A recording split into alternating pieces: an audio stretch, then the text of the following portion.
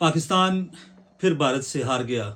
توقع یہ تھی کہ اس دفعہ پاکستان کی ٹیم اچھا کھیلے گی اور کھیل کے تمام شعبوں میں انڈیا کی ٹیم کا مقابلہ کرے گی، لیکن ایک دفعہ پھر جہاں ناقص کپتانی ٹیم کو، قومی ٹیم کو لے ڈوبی، وہاں پر ناقص فیلڈنگ، ناقص بولنگ، ناقص بیٹنگ، سب کچھ ناقص تھا۔ ٹاس جیت کر ایک ایسی سپننگ ٹرننگ وکٹ پر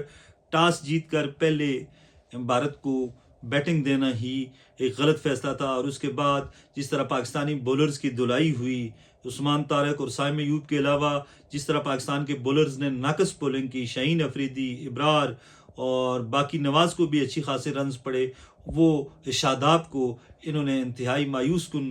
پرفارمنس دی، اور ایک ایسی وکٹ جو 120 سے لے کر 140 کے درمیان یہاں پر ایک اچھا سکور سمجھا جا رہا تھا، وہاں پر انڈیا 176 رنز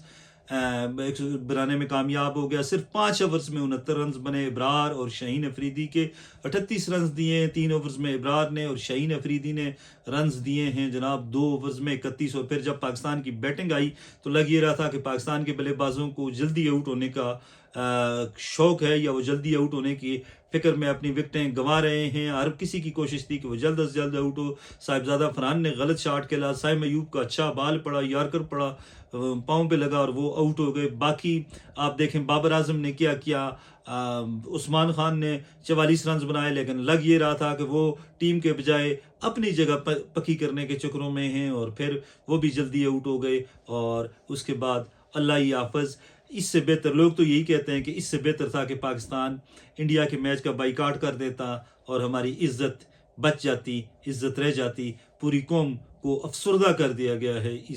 اس میچ کی شکست کی وجہ سے، پوری قوم افسردہ ہے۔ آج پاکستان کی سڑکیں سنسان تھی، ویران تھی، پوری قوم آج ٹی وی کے سامنے بیٹھ کر دعا بھی کر رہی تھی اور میچ بھی دیکھ رہی تھی، لیکن سلمان علی آغا جس طرح آؤٹ ہوئے، دیکھیں کس طرح وہ آؤٹ ہوئے، اس کو کپتان کس نے بنایا، پوری قوم آج حیران ہے۔ اگر باقی ساری ٹیموں سے پاکستان ہار جاتا، انڈیا سے جیت جاتا تو ہمارا سر فخر سے